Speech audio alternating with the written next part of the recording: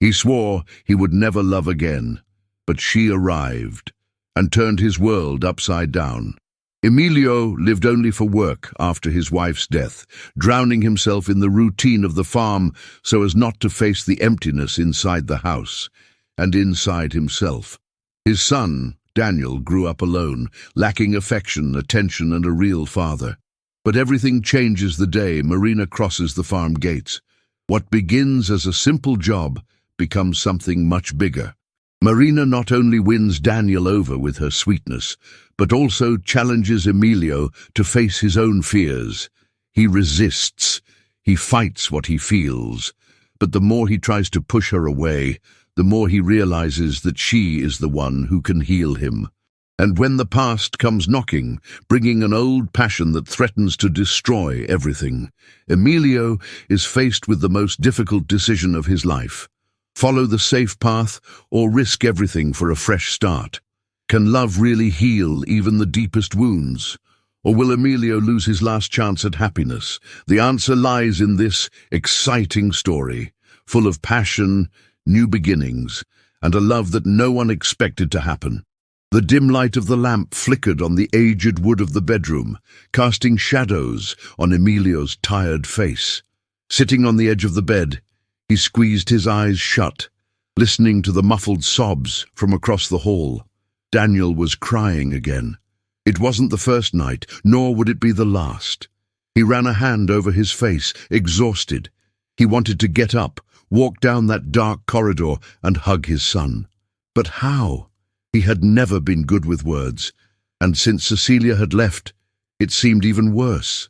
Charlie, his longtime friend, had already told him, "This boy needs you, Emilio. I do what I can." "And what do? Bury yourself in work and leave him alone?" Emilio didn't answer, because deep down, he knew that Charlie was right. That night, the sobbing stopped, but the silence was even worse. Through the crack in the door, he saw Daniel curled up in bed, hugging his pillow, looking lost. The boy didn't ask for anything. He didn't complain. He just existed there, small and lonely. The next day, as he handled the horse's reins, his thoughts kept racing through his head. He couldn't go on like this. His son was growing up without a father present. When he returned from his work, he found Charlie leaning against the fence, chewing on a piece of straw. "It's time to hire someone," Emilio said bluntly. Charlie raised his eyebrows. "Someone? A babysitter? Someone to look after Daniel?" His friend let out a short laugh. "I thought you'd never admit you needed help." "It's not about me," he replied harshly. "It's about Daniel." Charlie didn't insist. He knew that behind that mask of toughness there was a broken man trying to put the pieces back together. In the late afternoon, Emilio sat at the kitchen table, staring at an unfinished ad he had drafted. His calloused hands held the pen hesitantly, looking for someone responsible to look after a 7-year-old boy. "I work on the farm." He ran a hand through his disheveled hair in frustration. How did one describe the need for someone to bring life back to the house, to fill in the gaps that he didn't know how? Finally, he sighed and wrote, "You need someone patient, someone who can tell bedtime stories." He folded the paper and decided that, the next day, he would make sure that the advertisement reached the town. That night, when Daniel cried again, Emilio stood in front of his son's door. This time, he closed his eyes and leaned his forehead against the wood. It will get better. Somehow it will get better. The sound of the cart's wheels echoed along the dirt road, raising dust into the air. Marina held her small suitcase tightly in her lap, watching the vast landscape of the farm come into view. Her heart was racing. It wasn't her first time working as a nanny, but something about that farm, about that man who had agreed to hire her without even meeting her in person, seemed different. When the cart stopped in front of the big house, she got down and straightened her simple dress, taking a deep breath before turning around. She was greeted by a hard, suspicious look. "Are you Marina?" Emilio's voice was deep, dry. "I am," she replied, trying to keep it light. He crossed his arms, analyzing her from head to toe. "You don't look like the type to put up with life here." She raised an eyebrow, amused. "And you don't seem the type to give it a chance before passing judgment." Charlie, who was watching from afar, let out a muffled laugh. Emilio, for his part, muttered something inaudible before turning around. "Come on, I'll show you the room." Marina looked around curiously as she followed him.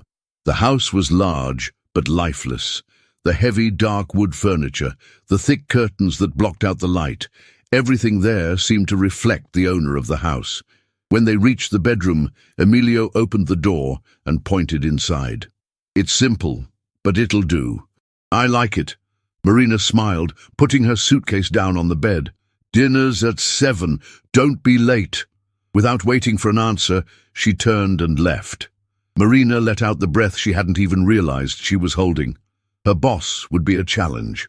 Later, when she went down to the kitchen, she found Daniel sitting at the table, poking at his food without enthusiasm. The boy raised his eyes and looked at her curiously. "Are you the new nanny?" "Yes. And you must be Daniel." She sat down next to him. "Can you tell bedtime stories?" Marina smiled. "I know a lot. Do you? Do you like adventures?" Daniel nodded with a twinkle in his eye, and that simple gesture made Emilio's heart squeeze. He watched the scene from the doorstep, feeling like a stranger in his own home. After dinner, Marina went upstairs with Daniel to help him get ready for bed. When Emilio passed through the hallway later, he heard her voice telling a lively story, followed by her son's soft laughter. It had been years since that house had heard laughter before bedtime. He clenched his fists and went to his room, trying to ignore the strange feeling that was growing inside him. The next morning, Marina woke up to the first rays of sunlight coming through the window. The birdsong mingled with the sounds of the farm, waking her up for another day's work. She dressed quickly and went downstairs, ready to face whatever came her way. In the kitchen, she found Daniel sitting at the table, swinging his legs as he nibbled on a piece of bread. Emilio was standing, sipping his coffee in silence. "Good morning," Marina greeted, picking up a cup. Daniel smiled. "Good morning." Emilio just nodded without looking up from his coffee. Marina pulled up a chair and sat down next to the boy. "Did you sleep well?" "Yes. The story was good." "Do you know any others?" "Many, but I'll only tell you if you promise to brush your teeth without complaining." Daniel laughed and nodded, hurriedly finishing his coffee. Emilio watched the scene out of the corner of his eye. The boy was more talkative than usual. Since Cecilia's death, Daniel had closed himself off, and seeing that sparkle in his son's eyes made something inside him squirm. Marina noticed the look and decided to test her boss's limits. "Have you finished your coffee?" He looked at her, frowning. "Yes." "Why?" "Good. Then come with us to the river. It will be good for Daniel to spend some time with his father." Emilio put his cup down hard on the table. "I have work to do." "You always do, don't you?" Marina crossed her arms. "But can you let the farm run for one morning without being in control of everything?" The silence in the kitchen became heavy. Daniel looked from one to the other, hesitating. "I don't have time for this," Emilio grumbled, getting up. Marina didn't insist. She just watched as he left the kitchen, picking up his hat on the way. Daniel sighed. "He never wants to play with me." Marina put her hand on the boy's shoulder. "It's not that he doesn't want to, Daniel. He just doesn't know how." The two spent the morning at the river, throwing stones into the water and running along the bank. When they returned, Marina found Emilio on the balcony, leaning against the doorframe, watching them with an unreadable expression. "He had fun," Marina said, stopping next to him. "I saw him." She stared at him for a moment. "Do you still think a morning off work would have been a waste of time?" He didn't answer. He just turned and walked into the house. Marina smiled. She already knew she was stirring something inside him. The days on the farm followed a predictable rhythm, but now something was different. Marina could see how her presence was beginning to affect Emilio's routine. He was still hard, silent, and avoided any emotional involvement, but every now and then She caught him watching Daniel with a lost, almost regretful look. One evening, after dinner, Daniel took Marina by the hand to the balcony. The moon illuminated the landscape, and the boy snuggled up next to her, yawning. "Daddy never sits here with me at night," he mumbled, hugging his knees. Marina stroked the boy's hair, feeling the weight of that sentence. Maybe he just needs a little push. She looked up and saw Emilio standing in the doorway, watching them from a distance. "Are you just going to watch, or are you going to join us?" Marina called out. He hesitated, but finally walked over to them. He sat down on the bottom step of the porch, keeping his distance. Daniel smiled, pleased to see him there. "Marina was telling me stories about the sea." "The sea, huh?" Emilio replied, looking at her with a curious glint. "Yes, sir," Marina smiled. "The sea is like life, unpredictable and full of twists and turns.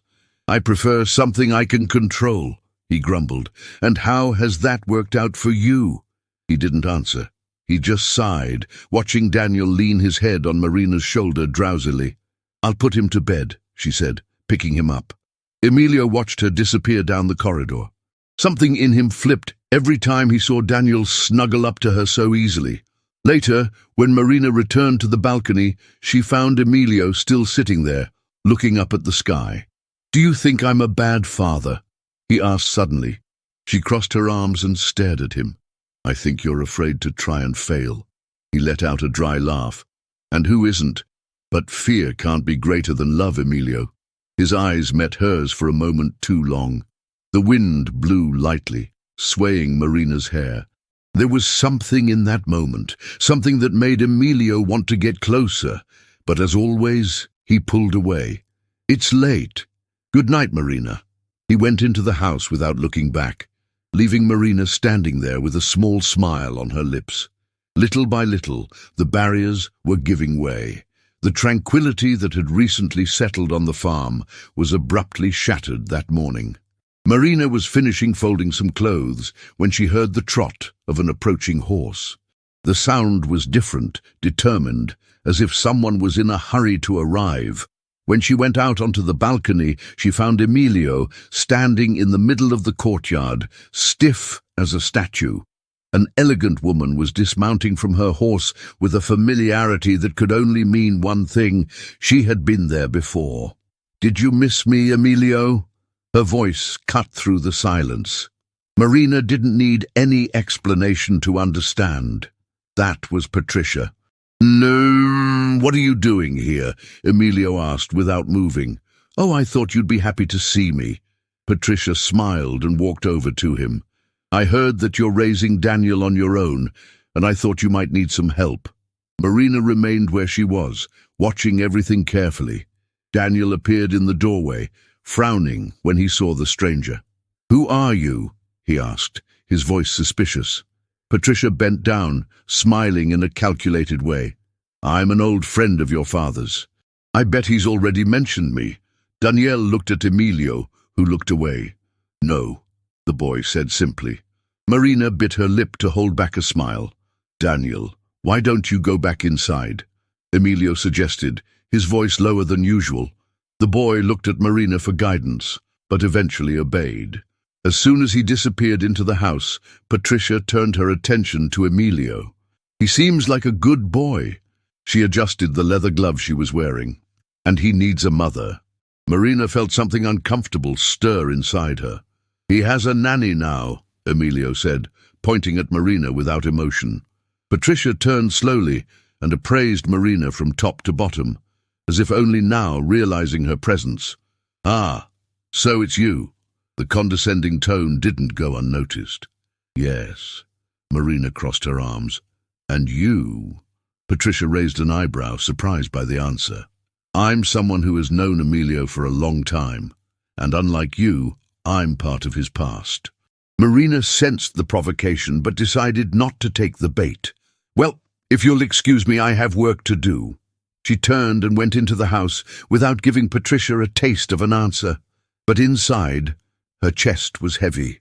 Later, while she was washing some clothes in the sink, Charlie approached her. "So the boss's old flame is back, huh?" "I guess so." Charlie sighed. "What about you?" Are you going to let her take your place? Marina squeezed the wet fabric between her fingers. Maybe this place was never mine. Inside the house, Emilio looked out of the window, watching Marina in the distance. For some reason, he sensed that something was about to change. Marina felt the weight of Patricia's presence on the farm. Since her arrival, everything seemed different. Emilio was quieter than usual, and Daniel, although suspicious at first, now looked curiously at the new visitor. One morning, Marina was taking Daniel to feed the horses when she heard voices on the veranda.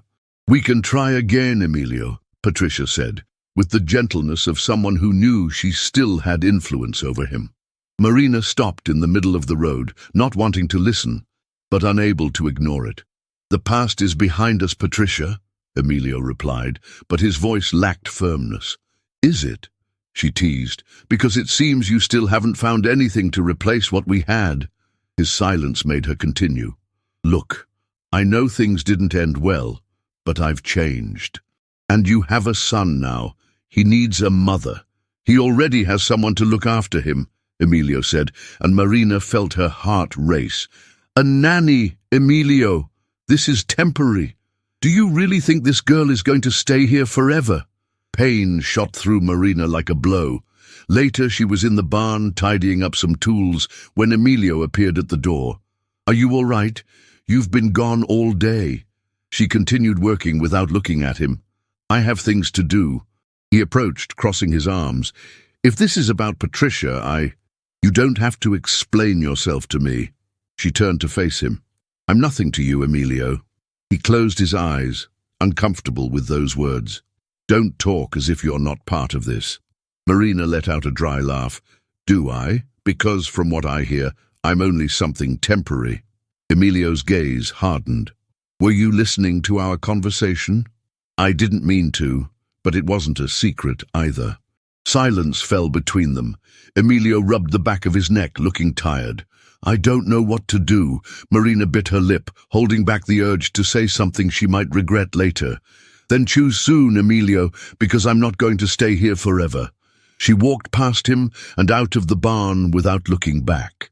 Later that evening, Emilio watched the house from the window. Patricia was in the living room, chatting animatedly with Daniel, while Marina was finishing the dishes, serious and distant. A choice had to be made, and quickly. The house was different that night. The silence, once comfortable for Emilio, now seemed unbearable. He got up from the table after dinner and saw Patricia chatting animatedly with Daniel. The boy, however, seemed uncomfortable, responding with short sentences. On the other side of the room, Marina was collecting the plates without raising her eyes. "Daniel, why don't you show me your room?" Patricia suggested with an affable smile. The boy frowned. "I don't want to." "Oh, just a little. I bet it's beautiful." "I said I don't want to." His son's louder tone took Emilio by surprise. Marina stopped what she was doing and looked at Daniel, attentive. "Daniel!" Emilio scolded. The boy stood up abruptly from his chair. "I don't want her here. I want Marina." Silence filled the room. Marina felt a tightness in her chest when she saw Daniel holding back his tears. "Daniel," Emilio began, but was interrupted. "She's leaving, isn't she? Everyone's leaving." And then he ran into the bedroom, slamming the door. Emilio rubbed his face, exhausted. Patricia sighed, straightening her hair. "Children can be so temperamental." Marina squeezed the tea towel between her fingers, trying to contain her indignation. "I'll go after him," she said, turning to go upstairs. "Don't!" Emilio stopped her with a firm look. "I have to do this." Marina stopped. He had never taken this initiative before. As Emilio went upstairs, Patricia stood up and walked over to Marina. "Do you really think you belong here?" Marina kept her gaze steady. "I never did, but Daniel does." She turned and walked out of the house, feeling her heart squeeze. In the bedroom, Emilio found Daniel curled up on the bed, his back to the door. "Son, go away," he sighed, sitting down next to the boy. "I don't want you to think that everyone is going to leave you." Daniel turned around, his eyes red. "Then make Marina stay." Emilio's heart squeezed. I need to think. You always think, but you never do anything. The boy pulled the blanket over his head.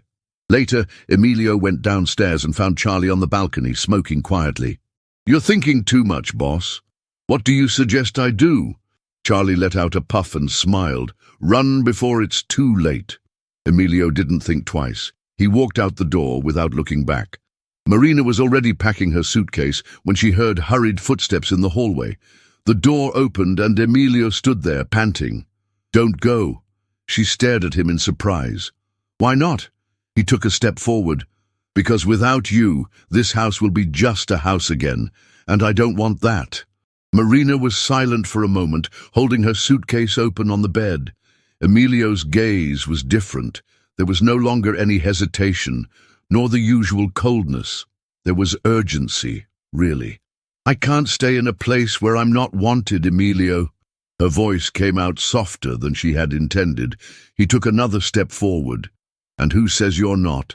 She lowered her eyes, trying to sort out her feelings. You spent days confused, letting Patricia occupy this space as if it were the easiest way. Because I was afraid. The confession came out faster than he expected. Afraid of moving on, afraid of losing again. Marina looked up in surprise. But then I realized that I was already losing you. That's what I can't allow. Silence hung between them. Outside, thunder rumbled in the distance, as if the sky was following the tension of that moment. Marina sighed, slowly closing her suitcase. I'm not a whim, Emilio. If I stay, it has to be in full. He took a deep breath and nodded. Then stay, all of it. Those words made Marina smile slightly. She touched his hand lightly, and Emilio held it, pulling her close. There were no more doubts, no more barriers, just the certainty that it was the right choice. A few days later, Patricia left the farm without saying goodbye. She realized that Emilio no longer belonged to their past. That same week, Emilio organized a different kind of dinner. The table was brighter, Daniel's laughter filled the room, and Marina, now definitely part of the family, smiled next to him. You look different when you smile, you know that, Marina teased. Emilio raised an eyebrow. Different how? More handsome. Charlie, who was watching the conversation, laughed out loud. At last someone said that to him. Daniel jumped out of his chair and hugged Marina. You're not leaving anymore, are you? She ran her hand through his hair. Never again. A few months later, the farm hosted a small wedding, simple but full of meaning. There was no luxury, just the truth of a love that blossomed against all odds. That evening, as they walked along the veranda together, Marina intertwined her fingers in Emilio's. Do you know what I've learned here? He looked at her, curious. That moving on doesn't mean forgetting. He smiled and pulled her into a long kiss. And I've learned that loving again doesn't mean replacing. Daniel's laughter echoed in the distance, running through the farm, now full of life. Finally, that place was no longer a haven of memories. It was home.